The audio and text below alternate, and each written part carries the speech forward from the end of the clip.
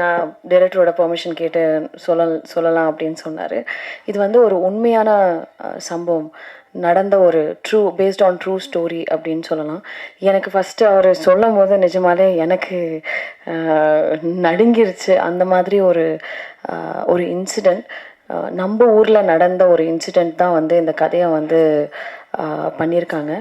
இது வந்து நீங்கள் நாளைக்கு பார்க்கும்போது உங்களுக்கு தெரியும் இது என்ன இன்சிடெண்ட்னு. சில பேர் கொஞ்சம் கெஸ் கூட பண்ணியிருக்கலாம். எல்லாருமே ஜென்டில்மேன்லேருந்து பார்த்துருக்கோம், நிறைய படங்கள் பார்த்துருக்கோம். Really he is a gentleman. He is such a nice gentleman that everyone would like to have a friend like you, sir, and such a nice person to work with.